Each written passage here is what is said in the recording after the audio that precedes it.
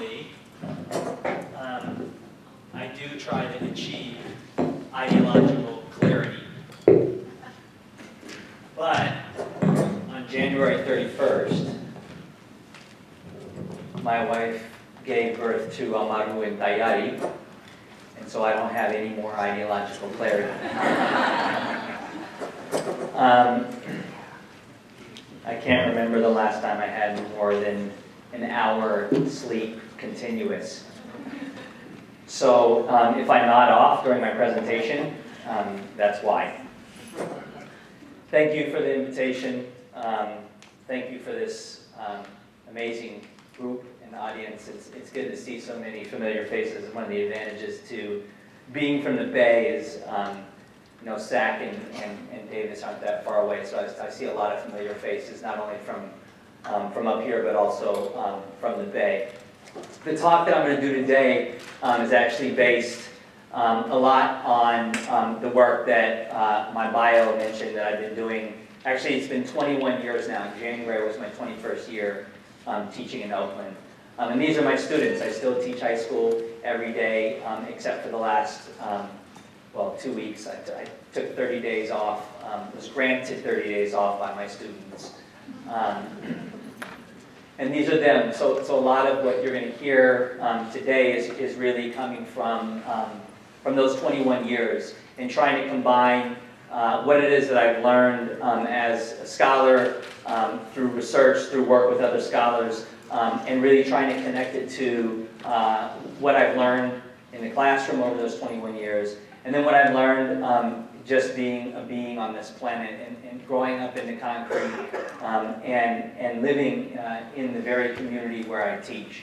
So it's really an effort to sort of combine the best of those things that I've learned from those three sort of worldviews in the hope that, that hopefully other educators and folks that are doing this kind of work can find some useful nuggets and start pushing the work forward in a way that really changes the material conditions that these young people are experiencing on a daily basis.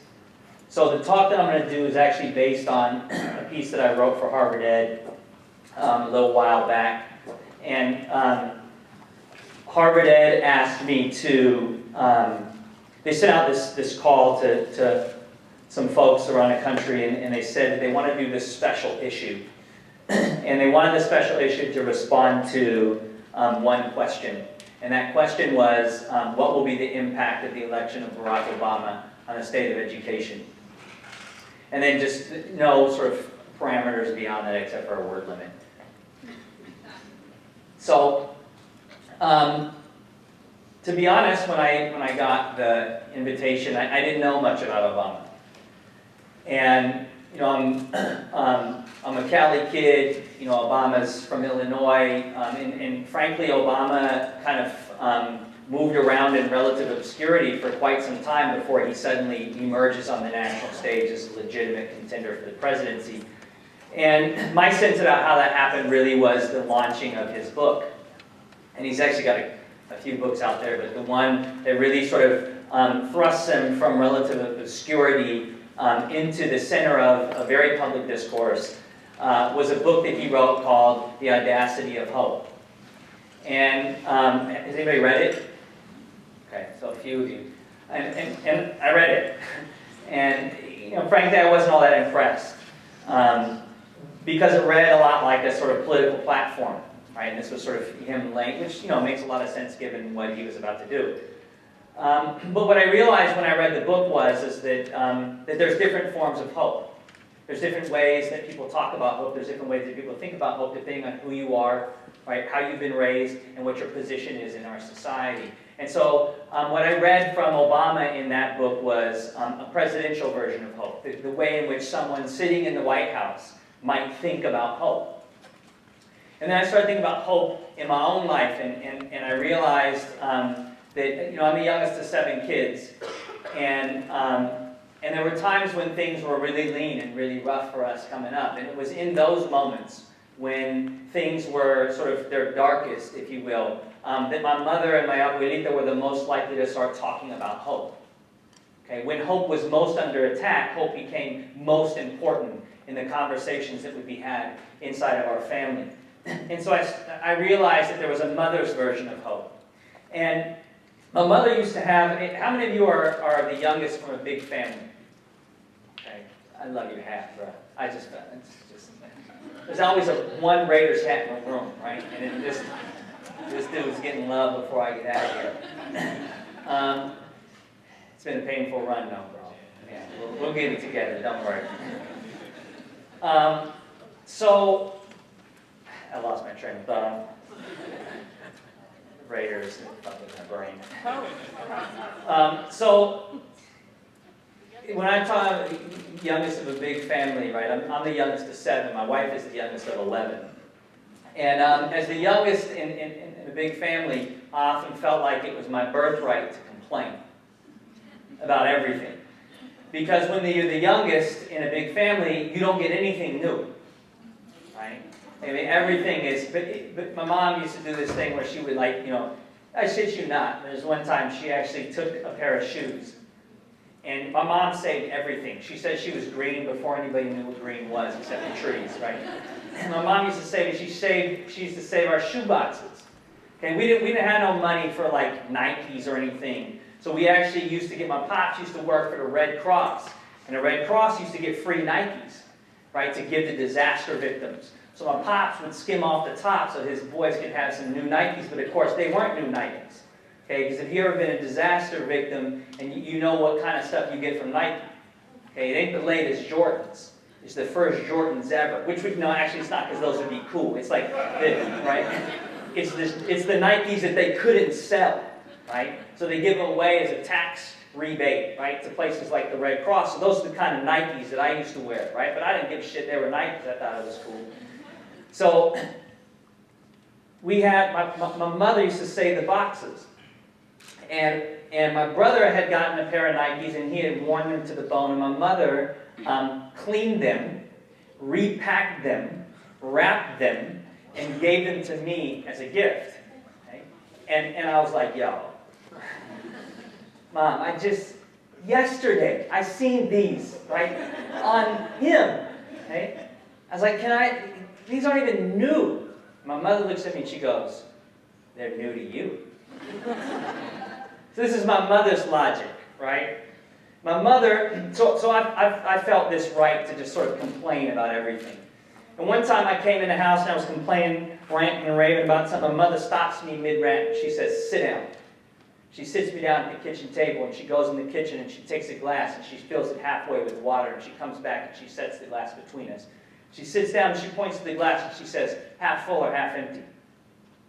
My mom's was good for those kind of trick questions where there isn't a right answer. And whichever answer you give is the wrong answer, and then she explains the real lesson there is behind why you just gave the wrong answer, why the other answer was the right answer. So I didn't take the bait, I just kind of stared back at her and she said, son, how you choose to answer that question is how you will live your life. Because your life will always be both half full and half empty. If you choose to see your life as half empty, if you choose to see your life for all the things you don't have, you will never fill your cup.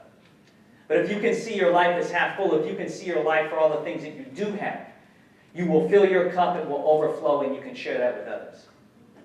Now, this is kind of how I think about our work in schools.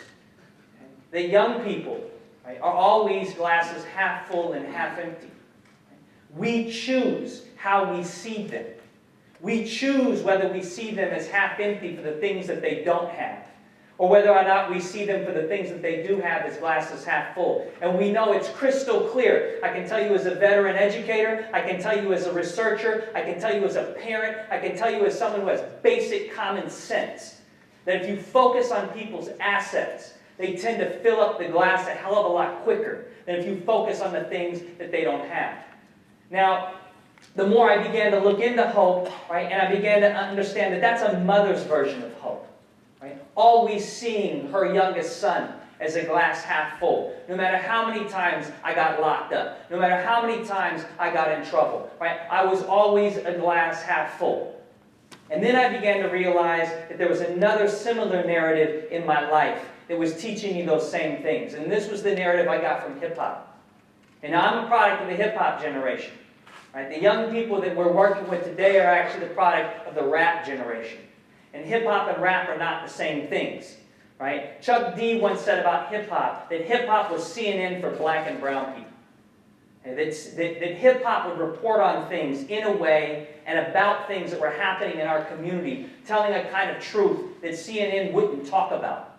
Right? And this has since been commodified and remarketed back to us in the form of something that might use a similar kind of percussion, right? But having a very different impact on the ways in which we see ourselves, and the ways in which we see our people, and the ways in which we see our communities. Okay? Then this is rap. Okay, which is more of a corporate commodity which is then marketed and sold back to us.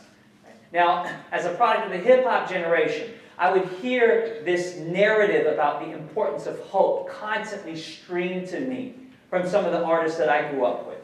Right? And one of them who interestingly sort of crosses the boundary between hip-hop and rap, okay, but one who had a profound impact in the way I thought about these things was Tupac Shakur. And for those of you that are not familiar with Pac's work outside of what you've seen on MTV or maybe perhaps a documentary here or there, Pac was also a published author. He wrote a book of poetry. Okay? And the title of that book of poetry was The Rose That Grew from Concrete, which is actually a poem that's in the book, and it's a poem that he reads over multiple tracks on various different albums. The one that becomes the most well-known is a track called Mama's Just a Little Girl. Okay? And at the end of that track, okay, he reads the poem, which I think is precisely the same thing, okay, in Pac's language, and the language that I understood from the streets, okay, was very much the same message that my mother was giving to me when she told me about the glass half full or glass half empty. So I want to start the talk by playing Pac reading that poem over the track of Mama's Just a Little Girl.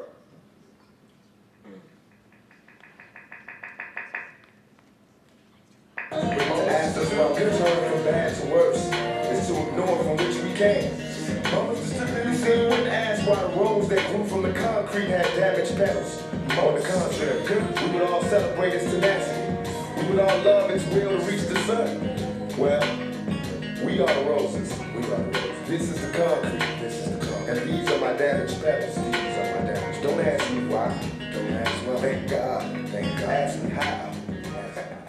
Now, what I appreciate about Pac's message in that poem is the absurdity of looking at a rose growing in the concrete and then questioning its damaged petals. It makes no sense to anybody, right? To walk up and see a rose growing out of the concrete and go, oh, that's a nice rose, but it has damaged petals. What a shame. No one would go there. And yet we go there with our young people all the time. We question their damaged petals instead of acknowledging their tenacity and their will to reach the sun. Now I believe a lot of that comes from the fact that many of us don't really understand the concrete. We don't really understand what's going on in kids' lives when they're not in that schoolhouse. Shit, many of us that work in schools don't even understand what's going on in their lives when they're in the schoolhouse. And so until you really understand the conditions in which these roses are growing, right, it doesn't make any sense for you to attempt to try to evaluate the position of that rose coming out of the concrete. Now, Pac's quite right that if you're going to grow roses in the concrete, you better learn to understand the concrete. Of all the things that I've read, all the things I've studied, all the lectures I've been to, all the research I've done, nothing has had a bigger impact on my work than this film series.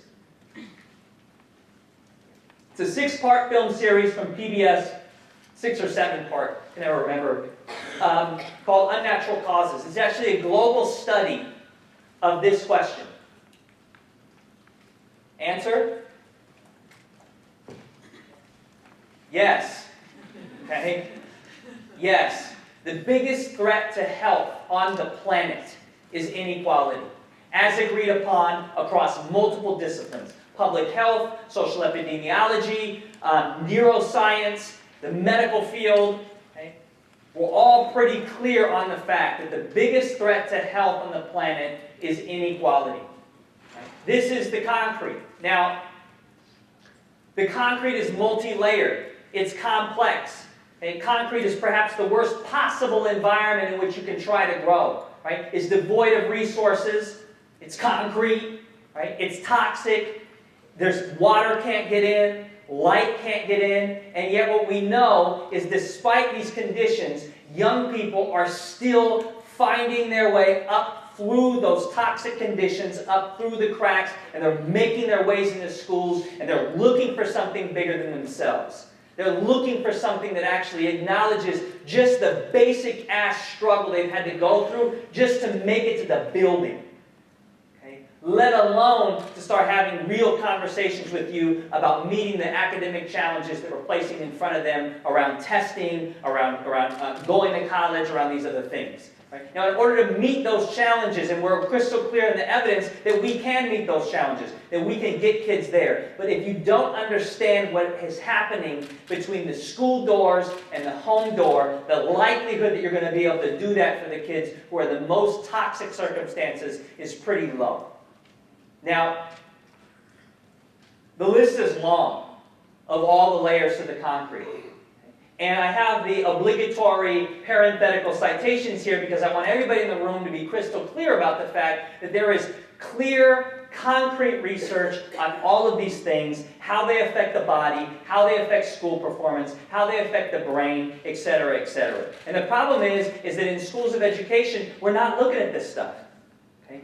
Even though what we're fairly clear on in the research is how these preconditions actually then impact a lot of the things that we're talking about in schools of ed. Now, I don't have time to go through all of them today. I want to say quickly about the second bullet. Okay? And inevitably, like there's somebody in the audience, maybe a couple people in the audience, they're sort of the ilk that we are now in a post-racial society because a black man is in the White House. Okay? Sorry. The research doesn't bear that out. Okay? So, I mean, we got to choose. Like, are we going to use the research or not? Okay? And if we're going to use the research, then let's use the research. And what the research says is that racism is very much alive and well in this country, that we can document it, that we can actually measure its impact in the body, okay? And that it's killing people. Specifically, it's killing people of color. More quickly and in ways that we can actually name and measure with a whole lot of research clarity. For the brothers in the room, okay, sorry, but patriarchy is real. And patriarchy is real because men in our society, self-included, continue to leave our privilege unchecked. And because we leave our privilege unchecked as males in a male-dominated society, then women's health outcomes suffer. And this includes the young women that we teach, all the way up to the women that we are married to or have as deep, deep partners in our life. And the list goes on and on and on. There are many layers at which this concrete needs to be broken up, addressed, and attacked. The one I want to focus on today is violence. Because this is particularly prevalent in my community, and I know it's particularly prevalent up here. It's prevalent in Stockton, right? In 2006, the San Francisco Chronicle decided that they were so concerned with homicide in Oakland that they were going to start mapping it. And so they created this online homicide map. And they said that we had to play. Okay? Which I think is interesting, given the fact that I live in the 3400 block of East Oakland. So, if we have, that's like right in there. Okay. If we had the plague, guess what? Y'all are in trouble. Because the plague's the ultimate non-discriminator, isn't it? It doesn't recognize race, doesn't recognize class, doesn't recognize gender, and it sure as hell doesn't recognize political boundaries. But those red lines are the political boundaries of the city of Oakland. And what you can see is that this particular plague has actually been quarantined. It's been quarantined between the 580 and the 880 freeways, what we call the flatlands or the lower bottoms. And this is where I live, this is where I've taught for the last 21 years. Now, you don't have to be a topographical genius when looking at this map to see the outlier. What is it? Piedmont. What the hell is going on in Piedmont where they could completely opt out of the plague? I just don't want any. Cornell West jokes. He says, Disneyland brags that nobody's ever died in that premises. He says, somebody probably has. They just push them across the line to keep their record clean. That's what I'm thinking about that one right there. So, I find Oakland to be a particularly interesting study in this conversation because we have a city inside of our city. You cannot get into Piedmont or out of Piedmont without dealing with us. And yet, total safety from the plague. Totally opted out of it. Which suggests to me that it's possible, inside of these city limits, it is possible for us to have a totally different kind of environment. Now, here's how you know we live in a racist, classist society. Who lives in Piedmont? Are you from Piedmont? How do you know that? You researched Piedmont, you heard I was coming, and you Google searched Piedmont. You're like, I wonder who the fuck lives in Piedmont, because he's always talking about Piedmont. How did you know that? I mean, you said it with such confidence. What's that? But you said it with such confidence, like you knew. Because you do know. Okay? Who lives in the Flatlands? Mostly poor folks, working folks, and mostly people of color. It's some white folks in there too. Okay? Also broke as hell. Okay? And this is how you know we have a problem in this society. Right? I've given this talk literally all over the world, including in New Zealand. And if you look at a map, okay, New Zealand is about as far away from Oakland as you can get. Literally. Okay? The only similarity is it's Auckland, kind of like Oakland. So literally on the other side of the world. And I show this map, and I say, who lives there? And people in New Zealand, in a New Zealand accent, right, say the same thing you said. And then I say, who lives here? They say the same thing you said. Everyone on the planet knows who in this country deserves safety and freedom and access, and who doesn't. That's how you know we live in a racist, classist society, because some lives matter more than others.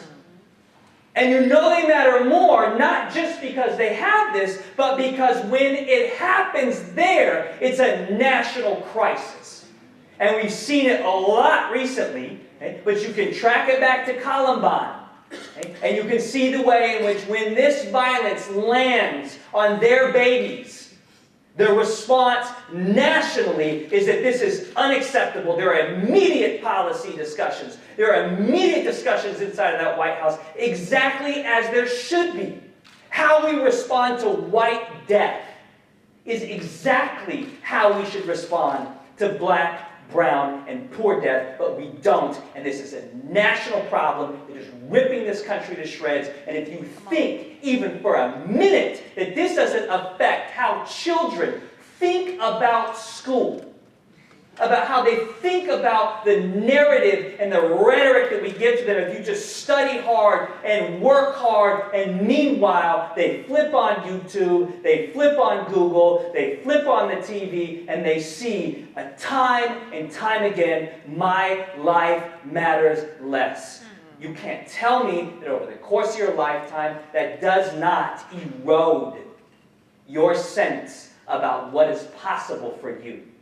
School and the classroom becomes a place where we can battle against that. And it is perhaps the only place institutionally in our society outside of the home where we have the capacity and the potential to do that for an extended period of time. We get these babies for 13 years. We should be able to do a lot better in those spaces in changing this kind of narrative. Now, that's 5 years. Okay? 555 homicides over 5 years. In 2007, that says 2008 because it's been 5 years and I don't get 4 maps on the thing. Okay? In 2007, the Chronicle gave up and the Oakland Tribune started documenting, and they started this thing called the Homicide Map. And they published the Homicide Map on the front page of the Oakland Tribune every year. And this is the last 4. And as you can see, since the Chronicle started documenting it, very little has changed. So I decided I would update the homicide map. And I'm going to do that for 13 years. This is 9 years. This kid just started high school. And you show me, where can a baby living in the flats in my city, where can they go to not personally witness, if not multiple times, homicide before they even start high school? And in the name of academic rigor and no child left behind and all this other bullshit that's come down the pipe to impact the way in which we operate in these schools, there's been no conversation about this. And in the name of the academic rigor and this attention to catching up with the rest of the globe, what have we cut? We've cut counselors. We've cut drama. We've cut music. We've cut sports. The very thing that all the research says is vital to actually raising academic achievement, not only in wealthy suburbs, but most importantly in an environment where trauma is prominent. That's where you heal. You don't heal on the goddamn Casey test. You don't heal in the Casey prep class you have to take. You heal when you get to write your own plays, tell your own stories, perform your own music, or hit the shit out of somebody on the football field. Hopefully somebody from, not from Fremont High, that's right. You know, maybe Piedmont High. Here's a little bit of what we pow. Okay, and what we know from the research is this has a real impact on the body. And this has become a really popular term lately. But the problem with the conversation about PTSD is it is mostly focused on him, which is absolutely right. Because soldiers are particularly prone to PTSD. But nobody's talking about these brothers. These are my students. This is me on the camera. And we are burying another one of my students. 16 years old. Stabbed more than a dozen times in the face with a screwdriver not far from my house. And this is who came to his funeral. This is who put him 6 down. And then the next day, these brothers are back at school. And what's the conversation at school about? Casey test, right? Did you do your homework? Did you put that chemistry assignment together? Did you write your essay? I promise you this. The day after Columbine, when those kids came back, there was no questioning about whether or not they did their homework. There was no reprimand for them for forgetting their backpack on that day. Because in Columbine, they knew what it meant. They knew what it meant for their kids to have to witness that. But for us, it's normal. Oh, you're from the town. You're from the 3400 block. You're from the Dirty 30s, Murder Doves. So it's normal for us to have to experience this, and we're just supposed to battle on through it once we get into the classroom. It doesn't work that way. Okay? The science, the research behind it, the neuroscience breakthroughs that we've had around trauma are very, very clear on this. I mean, we can keep banging away on it all we want, y'all. How's that going for us? Hasn't changed, not a lick. Because it won't change with the approach that we're using. The glass half empty never fills. Now, of all the stuff I've read, this is my favorite. Should be mandatory reading for anybody working with young people that are experiencing trauma. And let's be clear about the fact, okay, that kids in Piedmont also experience trauma. They also experience broken homes. They also experience violence. They also experience a lot of the things that also get swept under the rug. I don't know how many of you heard about the athletic sex scandal at Piedmont. Did y'all hear about that? Interesting how that was at the center of the news. Okay. Piedmont High School's boys' athletic programs had what they called a fantasy draft, where they would draft girls from the school. That's right. They would draft them to have sex with them. And when this came out earlier in the year, not only were no kids suspended, but Piedmont's principal took it off the discourse radar and said it was an internal matter that they would handle. Now, those kids are experiencing trauma. So I don't want to have some conversation here whereby somehow white suffering or wealthy suffering no longer matters as much as the suffering of poor kids or kids of color. Any suffering, particularly for young people, should be unacceptable in a so-called advanced, civilized 21st century society. Now, Bruce Perry is considered the leading expert nationally, some would say globally, on child trauma. This book is particularly good. It's very well written. It's very accessible to educators. It's very accessible to lay folks. I was not well read in this field when I picked up this book. Great read, easy read, deep read, shook me. And it shook me for two reasons. One, because I saw myself. Each chapter is a case study of a child that he treated. And when I read this book, and when I was coming up, they used to say that I had anger problems. Okay? And indeed, I had anger problems. I still have anger problems. Now I just get them out by doing lectures. But when you're 8, you don't get to give lectures. You get lectures. So I had anger problems, right? And I thought there was something wrong with me. Okay? My whole life growing up, I thought there was something wrong with me. Okay? And when I read this book, I realized there was nothing wrong with me. What was going on in my body was a very normal, healthy, biological response to what was happening to me in my childhood. That were I more calm, that would have been an indicator that there was problems with me. Okay? Now, I wept when I read this book. Because when I read this book, I seen my students. I mean, I could literally see kids that I've taught that I did harm to in the last 21 years. Not because I want to do harm. Shit, I'll take hot lead from my students. I have pushed kids literally out of the flight path of danger. But I didn't know this stuff. I didn't understand how trauma affected them. I thought they were just being adolescent assholes. But indeed, as I read this book, I began to see certain behaviors. And I knew I could piece it together because I knew what had happened in that kid's life. And then I started thinking about the behavior. And I was like, yo, I actually did harm. Not intentionally, but because a part of the way I was schooled to be a teacher was to respond in certain ways to certain types of behavior. So this book really began to change the way in which I respond to young people, right, who might be responding to me in a certain way as I understand what's going on in their life, and I realize actually that response is actually the logical response based on what I know is going on in the streets with them, and so I'm going to have to fundamentally change the way in which I respond to this child. This list, so in it Perry talks a lot about PTSD, and he talks a lot specifically about PTSD and the problem with PTSD in schools. So if you look at this list, okay, this is actually from the Diagnostic Index, the list that a psychiatrist or a medical doctor would have to diagnose somebody with PTSD.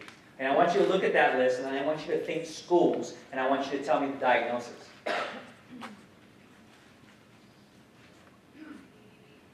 ADD and ADHD. Anybody know when PTSD became an official medical diagnosis? Ballpark? World War I? No. Yeah, post-Vietnam, okay, in the 80s. World War I, okay, pre-Vietnam, what was the diagnosis for somebody who was experiencing PTSD? What was it called? Okay. Battle fatigue or shell shock. Okay. And it was literally called shell shock. Anybody know why? Okay, but what about trench warfare? Why is it shell shock? Okay, right? And what gets shocked? Your system. Okay? Literally, your brain. Okay? So you don't actually have to have it drop. Look, if it drops in the foxhole with you, it's a wrap. Okay? You don't have PTSD. You have DEAD. Okay? But if it drops right on the other side of the room and you survive the explosion, right, you get concussed.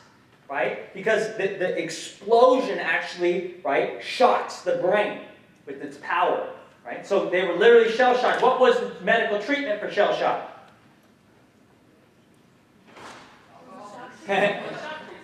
Somebody said alcohol. Yes, it is, right? And it remains a fairly effective treatment today. GYST. Get your shit together. Okay? That's what they used to tell soldiers. Okay? There's nothing wrong with you. Right? Get your shit together. Suck it up, soldier. Okay? And then, when that wasn't working out real well, okay, especially post-Vietnam, where now this went from a problem to an epidemic. Okay? And it becomes an epidemic because you have major improvements in battlefield medical response. So there are way more people surviving these kinds of traumatic injuries. Right? And they can't reintegrate into society. And so they begin to say, well, maybe there's something else going on here. That becomes an official medical diagnosis. These are the symptoms, and it's PTSD. Now, 1980s, what's going on in Oakland and New York and D.C.? What, bruh? Crack cocaine. What about crack? What comes with crack? A whole new level of violence. Okay? In fact, if you look at the popular media at the time and they start talking about the crisis in schools, it was what? Crack babies. Okay? There were no crack babies. Right? Not in the way that you're thinking about it. Okay? The epidemic in school, the behavioral epidemic in school, was a direct result of increased violence in neighborhoods at an exponential level, things we hadn't seen before. Kids were suddenly witnessing homicides and gun battles and shootouts and death in the ways they simply had never experienced before, and they're coming into schools.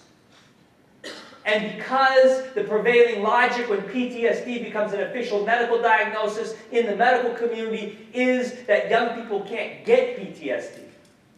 Anybody know why they thought that?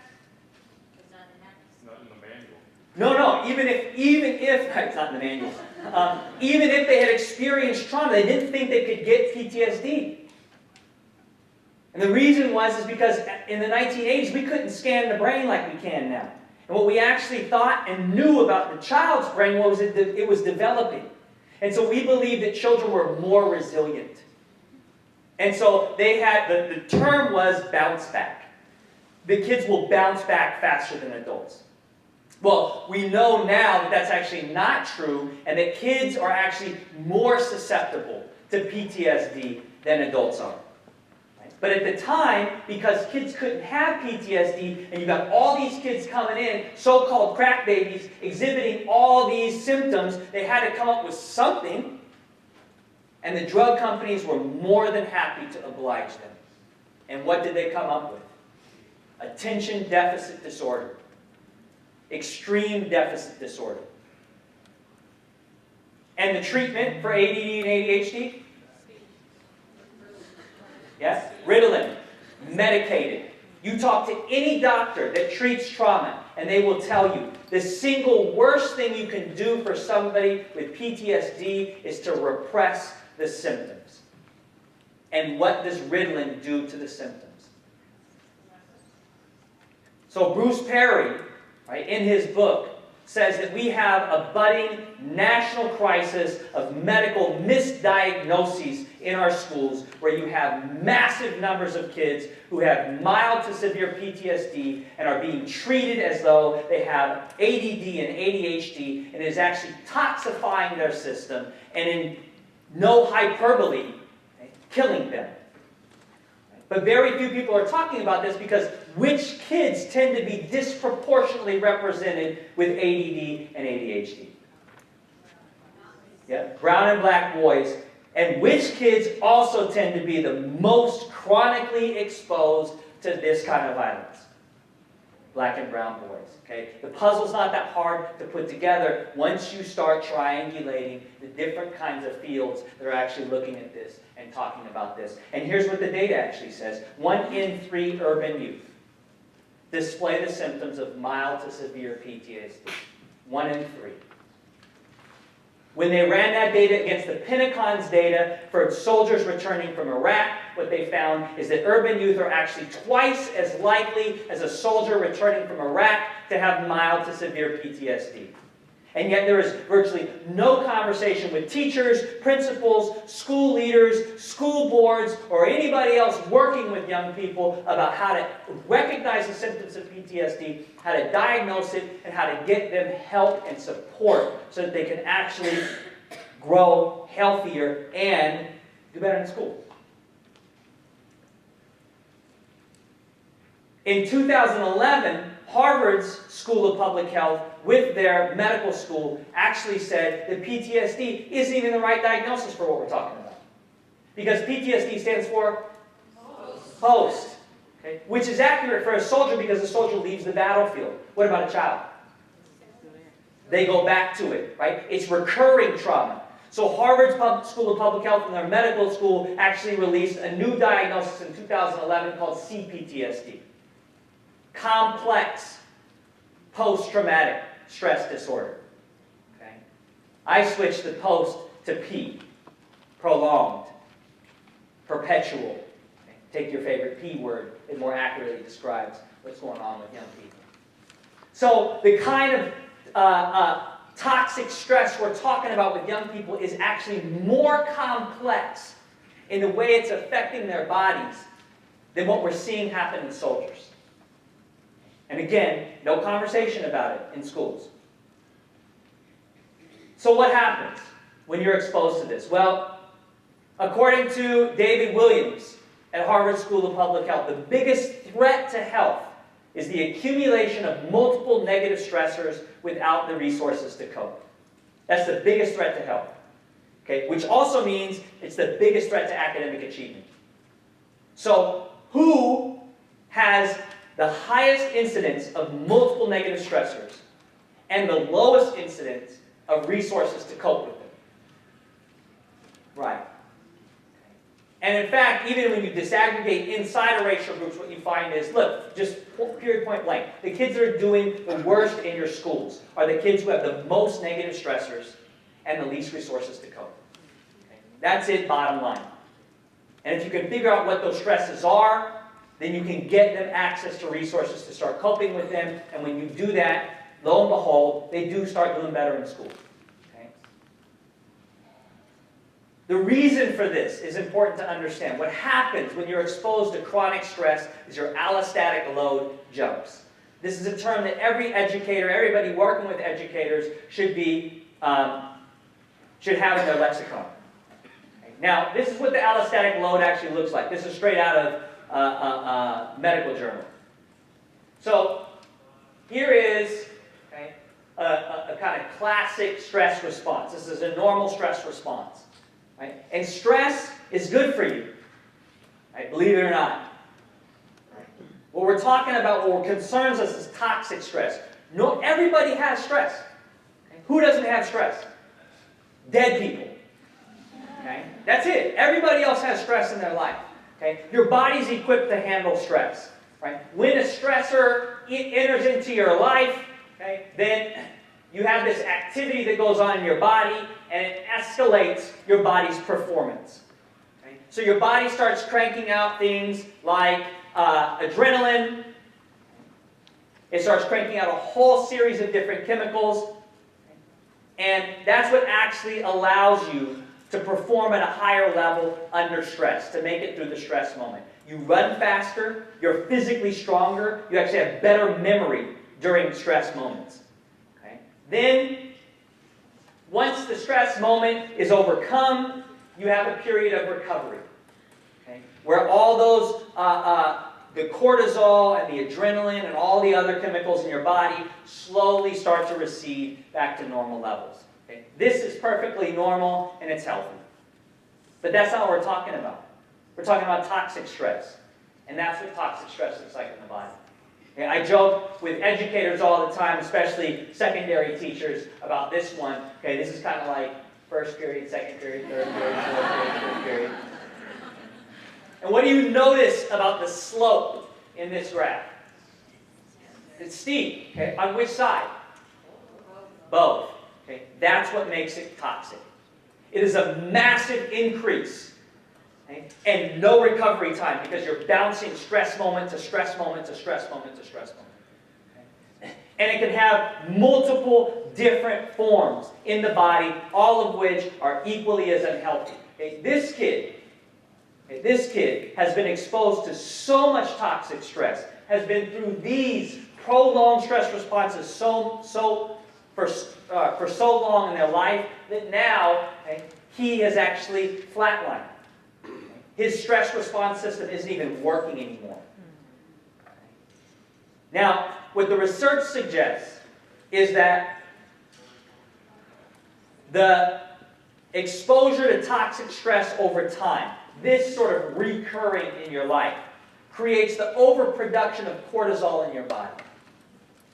And they have directly linked the overproduction of cortisol to 4 of the most common unnatural killers in communities of color. You know what they are? Call them the big 4. Okay, type 2 diabetes. Anybody know the common name for type 2 diabetes? Somebody said it. Adult onset. Because you're not supposed to get type 2 diabetes. A decade ago, we never saw type 2 diabetes in children. Thus the name, adult onset. Okay? Now we have children as young as 2 years old with type 2 diabetes. So the name doesn't even stick anymore. Sorry? That's insane. Okay. Yeah. Okay. So type 2 diabetes. Other 3? Heart disease. Okay. High blood pressure. Asthma. She said obesity. Okay. Stroke. Okay. Heart disease. High blood pressure. Yep. Hypertension. Cancer. Cancer. Okay. And obesity's in there, but the big 4 are those 4 where people of color, regardless of class, look at the Whitehall studies, one of the most important studies in the history of public health, coming out of England by Sir Michael Marmot. Okay. And what he found is something that nobody in any field predicted. It changed the game. Because what he found is that he could perfectly predict heart disease based on your social class. There was a perfect distribution across social class. No outliers. So as you jumped to social class, you had less and less likelihood of having heart disease. Now that makes sense at some level because the person who is unemployed, right, or is perhaps, say, the custodian, right, is more likely to have less access to healthy food, less access to safe housing, less access to health care than, say, the CEO. But one social class down from the CEO is the medical doctor. Why would the medical doctor have a higher occurrence of heart disease than the CEO? He's got the same access to healthy foods, the same access to medical care, probably better. Stress. Okay? That there is a direct relationship between your social class and not how much stress you have, but how much control you have over your stress. That's what matters most in stress. Stress is inevitable. What matters most is how much control you actually have over your stress. Now, what happens as a result of exposure to chronic stress without the resources to cope with it is it induces what Arlene Geronimus in the School of Public Health at the University of Michigan Ann Arbor calls weathering. Okay? And you take any of those earlier bullets, okay, and you pull it out, okay, and you can see, we can actually document the ways in which that weathers the body. Okay? Now, the way I think about Arlene's work is it's like if you're poor or you're a person of color, you're born into a fight. Okay? You don't choose to fight. You don't want to fight, but you got to fight because you're born into the society that's going to put you in a fight. Now, you're not fighting Mike Tyson, because if you were fighting Mike Tyson, what would happen? That's right, it's one and done. Okay? It's like, oh, okay, you collect your 10 million or whatever you get for getting knocked out. Instead, you're fighting a master of the sweet science, a true pugilist. And because our bodies are high-functioning engines, we come out the womb knowing how to fight. Okay? I figured this out in the last 2 weeks. Well, puppers can fight. Like, I'm trying to change your diaper here, dude. Like, just chill. Then he pees on me, and it's like, oh. So, we come out the womb, and we're actually, the human body is a pretty high-functioning engine from Jump Street. Okay? So you come out the womb, and you already know how to fight. Okay? So you come from that long group of folks who grew up in the streets. So the first thing you're taught is how to fight. And when you go and fight, some of you have been in a fight, some of you haven't. I don't recommend it. It's not great, but it does build character, I hear. And so you're about to get in a fight. What do you protect? You protect the face, because this is where the quitters happen. Right? So you come out, and you're up here trying to protect as much of this as you can and get as much of this as you can. But you're fighting a master pugilist. So where do they go to work? You go to work on the body, because that's what's open. So you're taking body blow after body blow after body blow, but it's okay because you work out at the Ark. You know, so you got your six-pack on, right? And you're taking it, and you're taking it, and you're taking it, and sociologists have referred to these as microaggressions. Okay? And everybody thinks that racism and patriarchy and classism, that it operates like this one huge event in your life. And all these dudes show up on your porch with white hoods on, and they plant a cross, and they light that shit on fire, and you're like, that's some racist shit. Indeed it is. Right? But that's not how racism works. Okay? Racism works, I mean, it does sometimes actually work like that, but for most of us, the way it works is a body blow. Okay? It's not a singular event, it's the accumulation of these microaggressions over the course of the day, over the course of the week, over the course, in any individual instance, not that big of a deal. But if you're constantly under attack, year after year after year from birth, what eventually happens to your hands? They start to drop. They weather. Okay? And then what happens? Okay. Yeah. And then you get cancer. And then you get type 2 diabetes. And then you get heart disease. Then you get hypertension. And as you just said, sister, you don't even know it. Okay? And this is why this work is so complex and so hard, because the 8-year-old kid is not going to show up and say, you know what, I feel like my body is weathering, my allostatic load is highly elevated today. And they're not going to wear a little ribbon on their head that says, check my allostatic load, please do a quick blood draw. Okay? It's not going to happen that way.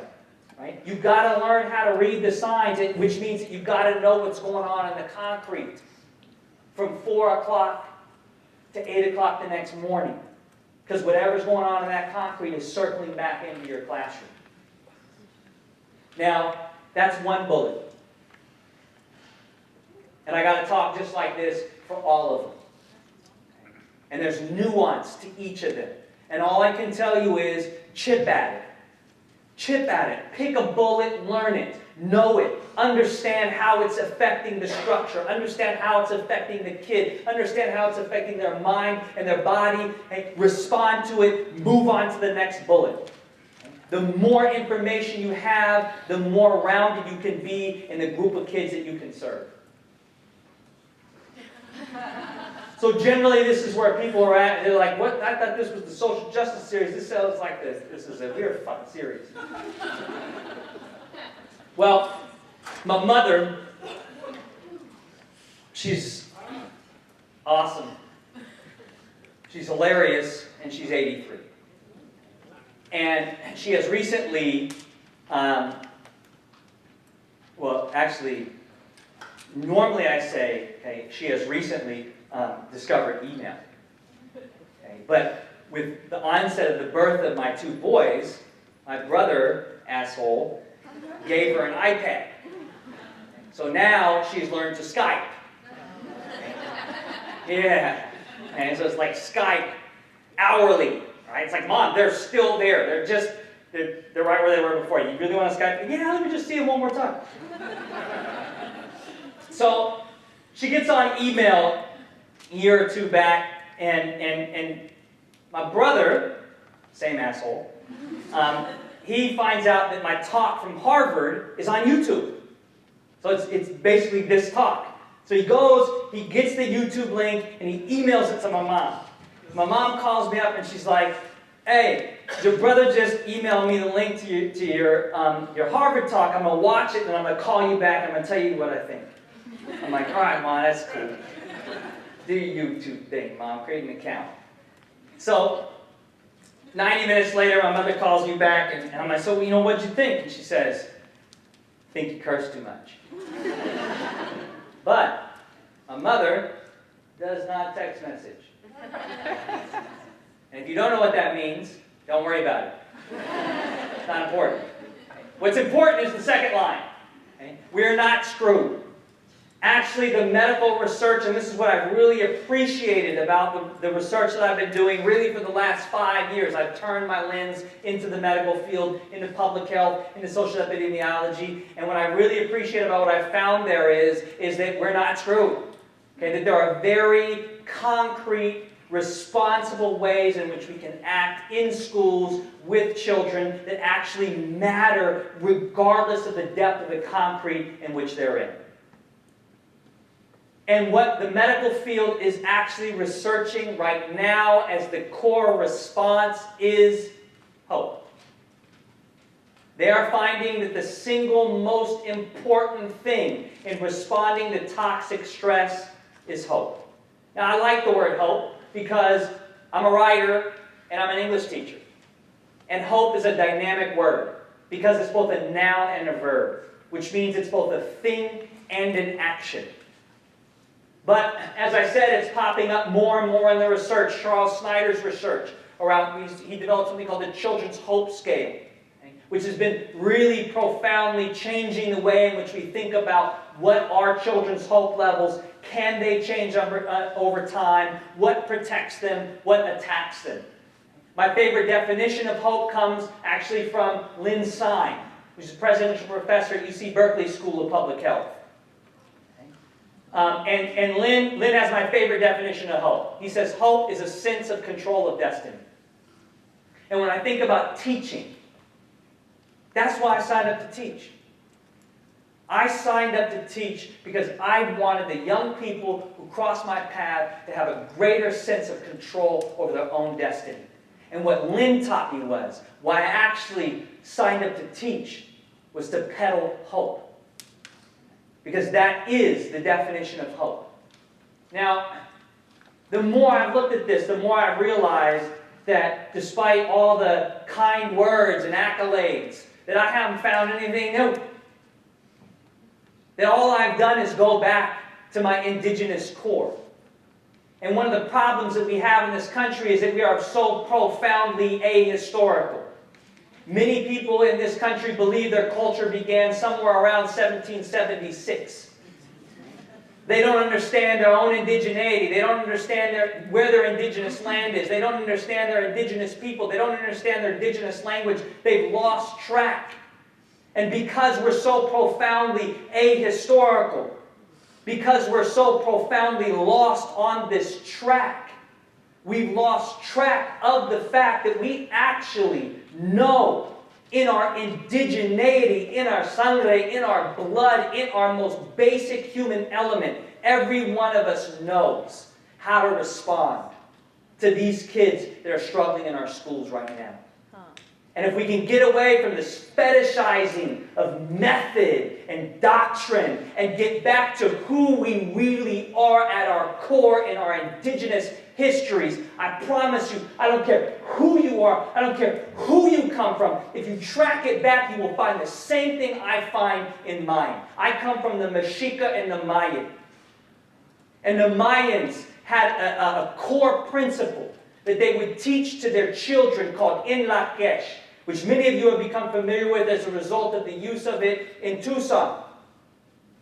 And In Lakesh is the story of the smoking mirror. It's the idea that when I come upon you, brother, what I'm looking at is a smoking mirror. That's not the question. The question is whether or not I have the courage, the character, and the integrity to clear away the smoke. Because if I do, what will I see? I will see myself. Now, I've been teaching in Oakland public schools for 21 years, and I can tell you sometimes there's more smoke between us than other times. Sometimes I can actually name where that smoke comes from.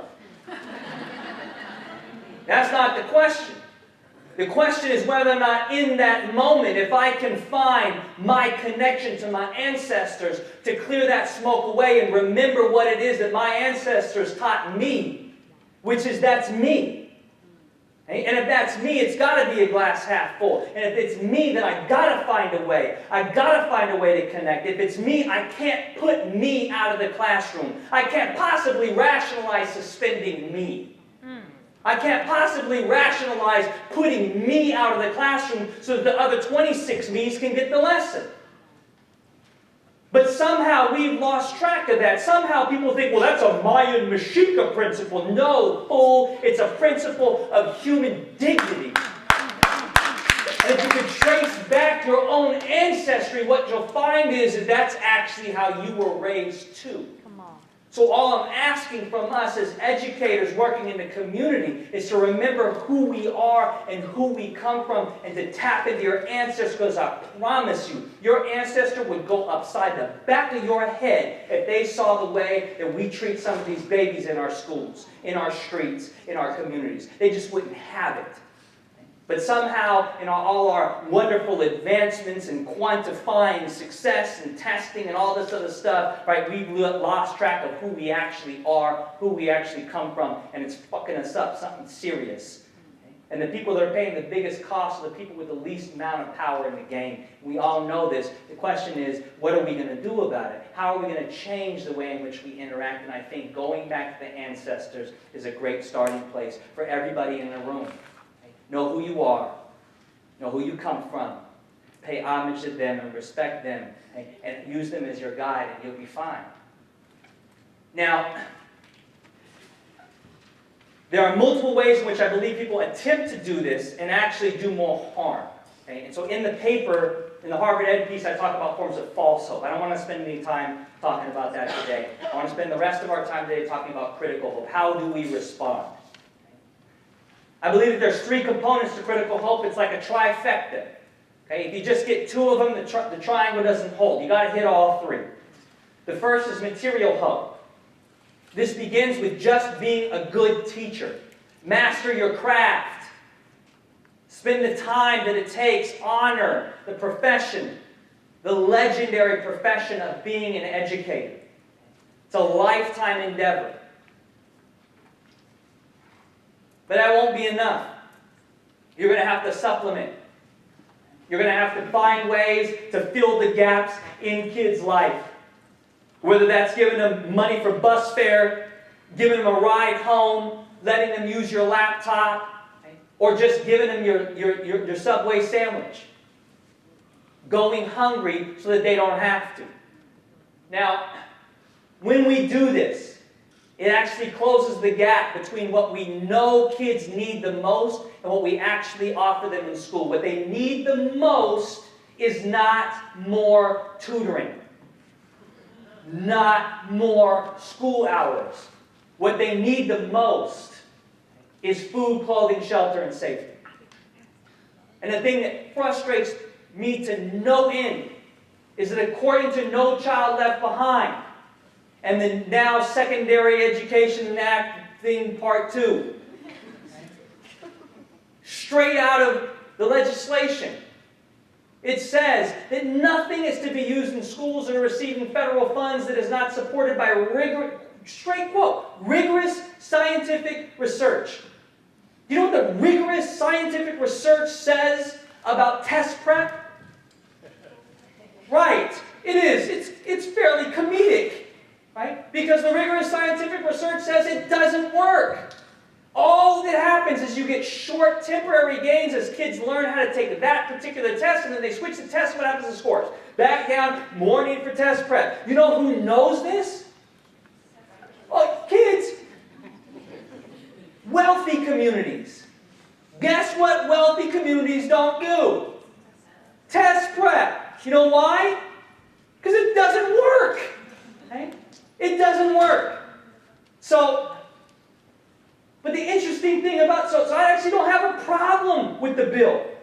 Actually, I'm okay with that idea. And we should not use anything that's not supported by rigorous scientific research.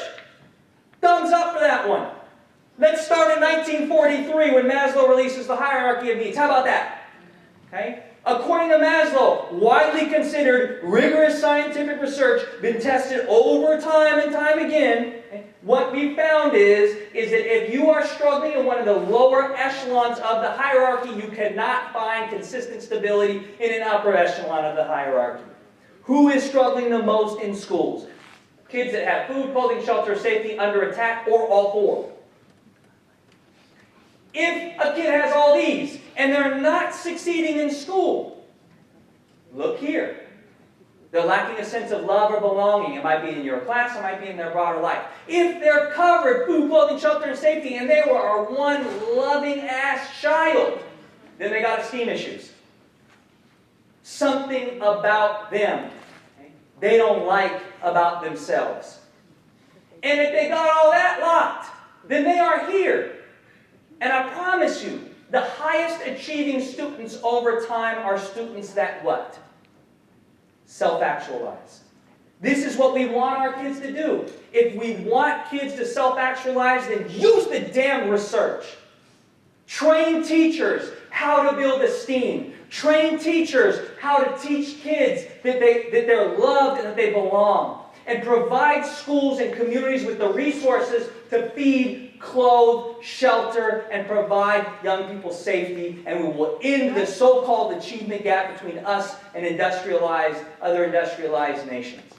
But until we're willing to do this, we're just playing games. Until we're willing to do this, what we're really doing is we're ensuring that the kids that we really want to come to UC Davis still get to come to UC Davis. And we'll let a few of the darkies in, and the kids that'll make us feel like we've got diversity and social justice, but we won't fundamentally alter the paradigm which we have consistently held to since 1776. Second, Socratic hope. I borrow this term from Cornel West, who talks about a Socratic sensibility. Right? And Cornel West says that young people, they don't want to hear a sermon. They want to see one.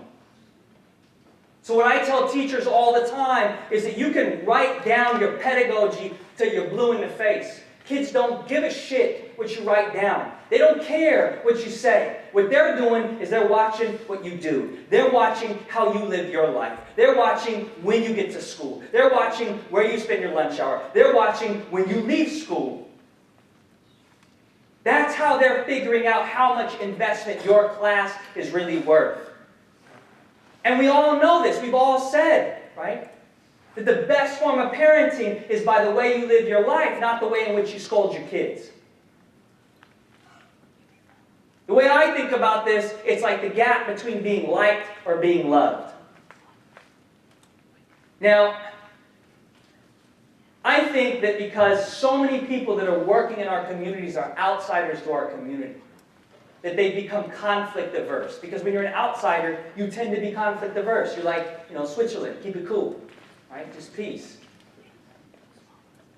But love, there's this notion in our society that love is somehow the absence of conflict, this Disneylandish sensibility. Okay? That when you're really in love, that it's just, all tulips and roses, and it's, and when, if we really start beefing, you're like, maybe this isn't really love. Love is not the absence of conflict. Love is the presence of conflict with the courage, the character, the integrity to find your way through to the other side. And everybody in this room understands that. And I'm going to show you how. By show of hands, how many of you have ever had a personal relationship go bad? Okay. How many people in the room would you say? 100, 150? Okay. 149 people honest, one liar. That's all right, I'd be the liar too. I'd be like, hell no, it all ended exactly as I planned. Okay, so I'm talking about the one where you got your heart stomped out. I'm talking about the one that made you fundamentally doubt love. That it existed, that it could be for you, that one. okay? And I see some people smiling and some people not wanting to make eye contact with me. It's kind of a little funny, I did this talk in Texas. You can imagine how I go over in Texas. But it's all right, because I was in Austin. So I did this talk for all of Austin Unified. It was like a lot of people. And they actually had to do 2 different sessions, right? It was like 1,000 people in this huge auditorium. And they had mics set up down the rows, right? And I asked that question, like, how many people, it was like 999 people, one liar. And then this one lady's kind of sitting in the middle, right, reaches over and grabs the mic and goes, yeah, he's right there. Yeah, that was my reaction. I was like, go ahead, this is way more interesting than anything else. You guys want to see trauma? Here it comes. So, after you got your heart stomped out, who paid for your pain?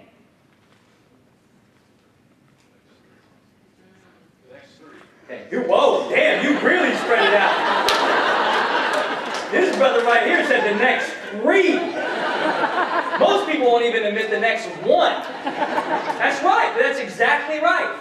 Okay? If you really got crushed, if you really got hurt, you don't go back into that next relationship in a week and you're like, oh my God, thank God we met. I really think we should get married very soon because this is real love.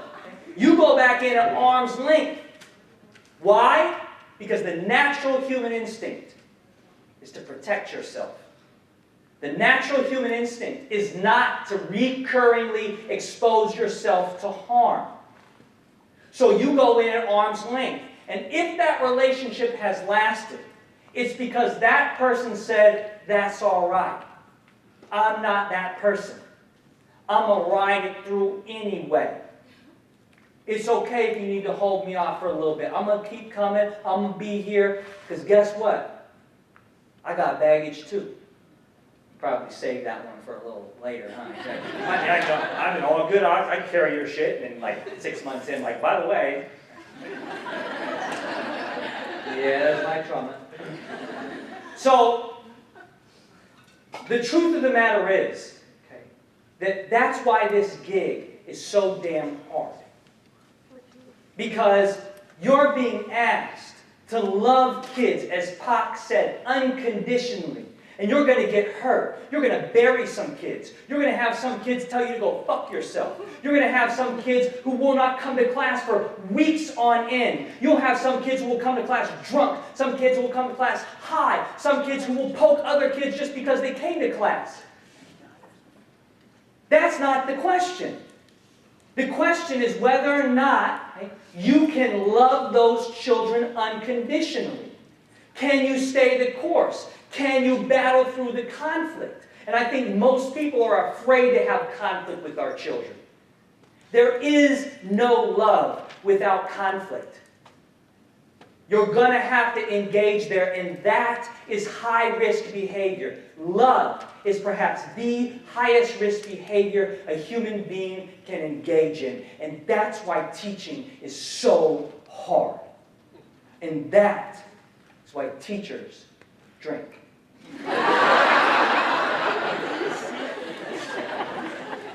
Water, children. We drink water. We stay hydrated. Okay? We don't want to dehydrate. Third form of critical hope is what I call audacious hope. And this is borrowing really from Lisa Delpit's work. Right? Lisa's probably most famous book title, right, is a book called Other People's Children. Right, where she says that essentially the biggest problem facing us in schools right now is that so many educators see the kids they're teaching as other people's children. And other people's children can fail. Other people's children can be kicked out of class. Other people's children can be expelled. But what about your kids? Okay. If you can see yourself in those kids, the ways in which you respond, it doesn't reduce the trauma. It changes the way in which you see and respond to the trauma. Because their pain is our pain. You begin to see that as you heal them, you also heal yourself. Now, the way we think about this in our work is by thinking about our classroom. P7, Fremont High, East Oakland. as a micro-ecosystem. Now what I know is, what I've laid out for you here today is the meta-ecosystem, the mega-ecosystem. An ecosystem that I personally don't have much control over, and I'm going to go ahead and venture a guess to say that nobody in this room does. Nobody in this room can stop the violence tomorrow. Nobody in this room can end poverty tomorrow. Nobody in this room can end racism or patriarchy or homophobia or any of these other things that are depleting our society of its richness. Nobody can do that. But you can dig where you stand. You can grab control of your micro-ecosystem. Now, the best explanation I've heard from this comes from a medical doctor named Cameron Jones. And she's a medical doctor at Columbia in New York. And she had just been hired on there as a part of their faculty. And her husband bought a brownstone. And they're walking to the brownstone, and they're walking up the stairs of the brownstone, and they get to the top, they're at the door, and she looks to the right, and she sees off to the right underneath the window a flower box. And she turns to her husband, and she says, "That should be our first project."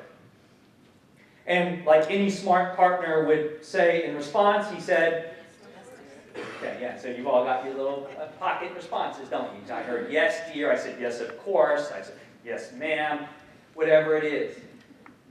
And so that weekend they go to the gardening store and they buy a packet of soil and a packet of flower seeds. And she comes back and she gets ready to put the soil inside of the flower box, and she looks inside and she realizes there's a partition splitting it in half. And one half is completely empty, and another half there's already soil there. So she takes the new soil and she puts it in the empty half, sets that bag down, splits the flower pack in half, kneads half the seeds into one side and half the seeds into the new soil. And she says what happened over the course of the next several weeks and months was the most important medical discovery of her career. Because she paid attention to both sides. She made sure they got plenty of sunlight and plenty of water. But what happened was that on the side with the fresh soil, all the flowers grew. They grew to full height, vibrant colors, and they made space for each other in the box. But on the side with the soil that was already there, she realized that that soil was old and it was rocky. And it lacked some of the nutrients of the new soil that had been drained out. And so on that side, only a few of the flowers grew. And they crowded each other for space and access to those nutrients. And none of them grew to their full, vibrant color and height. And she says, what I realized in that moment was how much place matters. That's how much you matter. Because you can control place. Especially if you're in that classroom. You can control the soil that is down in that micro-ecosystem that those roses are going to try and grow in when they're with you. No master gardener blames the seeds. Oh, that sound is so familiar. It doesn't bother me at all. I just keep right on. So, no master gardener, right, blames the seed for not growing. It's absurd. Every master gardener recognizes their responsibility to create the conditions for the seed to grow. And that when they do that, the seed will do its thing. The same is true for children. Right? When we create the conditions in our classrooms for them to grow, they will grow. Because that's what they do. That's their thing. Now my colleague who's in ethnic studies at UC San Diego, one of the finest science teachers I've ever seen, taught for many years with me in Oakland, Wayne Yang.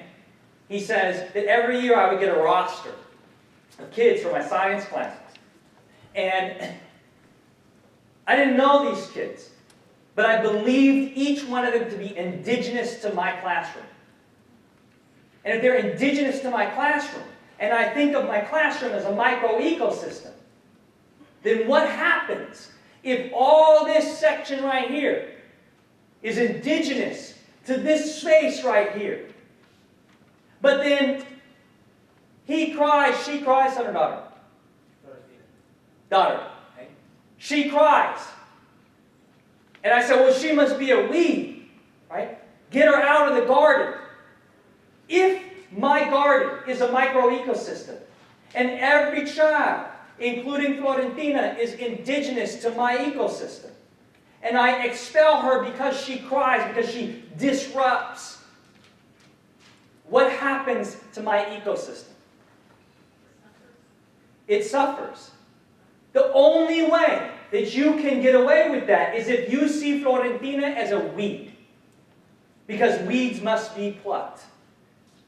And Wayne says, and I would concur, there are no weeds. Every child arose.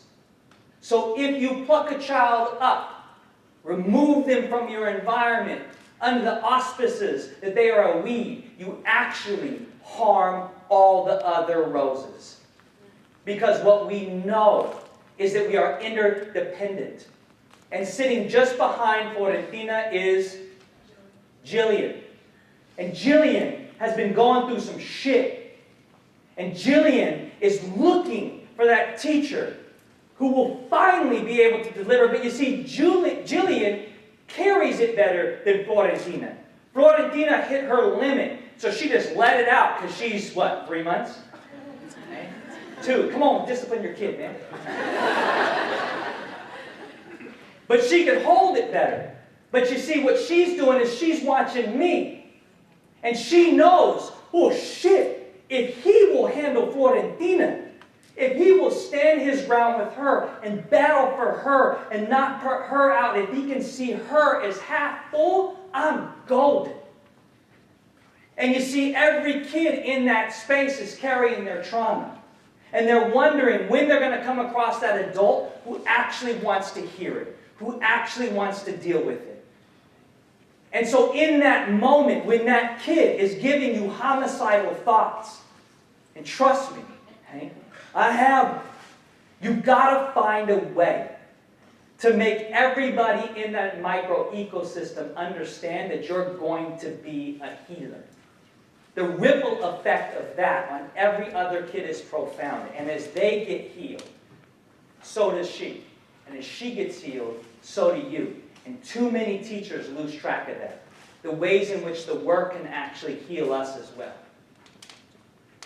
Now, 21 years, y'all. 21 years in the classroom. Never had a perfect year. Never had a perfect semester. Never had a perfect marking period. Never had a perfect unit. Never had a perfect week. Never had a perfect day. Never had a perfect class period. Ever. 21 straight years. Never. But I wake up every morning expecting to, knowing I won't. And that is why I drink. Okay, I'm going to end with an example of what it is that I think I'm talking about. In my rare moments of ideological clarity, I come across people like her. And I'm like, yeah, that's what I'm thinking. Now, I'm going to play a clip from you which I think captures exactly what my colleague Sean Jenwright, who wrote the book Black Youth Rising, cool title, I like his subtitle as well, which is, in his subtitle, which you really can't see, he uses the term radical healing. And I think that's what we're talking about. And we don't need healing. Y'all saw the map, right? That's pretty radical. Those homicides, the level of trauma that young people are experiencing, it's radical. We can't have a piecemeal response. Radical trauma requires radical healing. And what I see in the best teachers in the country is that they are radical healers. And this is why they get radical achievement. Now I think that this conversation that Maya has in this video clip is precisely what I'm trying to capture in so many words, okay, in a much shorter version. I think she actually embodies what I mean by radical healing. Hans Hilton was doing his movie, Poetic Justice, and he asked, would I come out to Los Angeles and do a cameo? I walked out of my trailer that morning, and there was one young man cursing, like you could see the blue come out of his mouth. And then he and another fellow, they were at each other's throats. They had each other's clothes. So I went up to one young man, and I said, excuse me, may I speak to you? He said, I wouldn't give, I said, I understand that. But may I speak to you for a minute? He said, if these moves, I said, I've heard that before. But do you know how important you are? Do you know that our people slept, lay spoon fashion in the filthy hatches of slave ships, in their own and in each other's excrement and urine and menstrual flow, so that you could live 200 years later? Do you know that? Do you know that our people stood on ocean blocks so that you could live?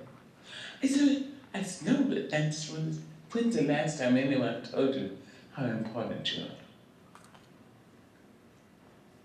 And he started the tears started to come out.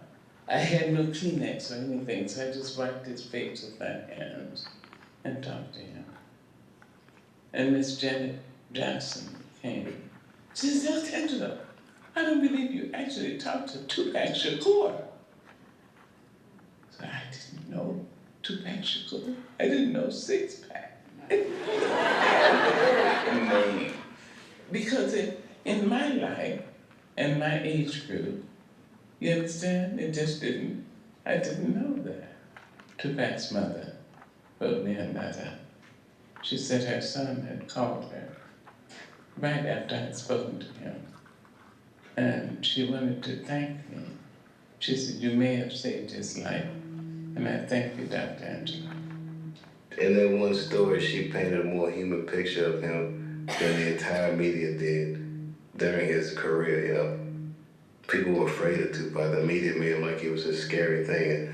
And she talked about him like he was a young man in a confusing and difficult situation. And that's kind of what I like about Dr. Angela. Because I know I'm not perfect and whatever, but it's something that she can look at me and she can kind of put the picture together. She knows I'm just a dude trying to figure it out. Each of us has a chance to be somebody. And it's my delight that you would ask for me so that I can have the pleasure, the joy, the thrill of talking to you so that I can be somebody. Yeah.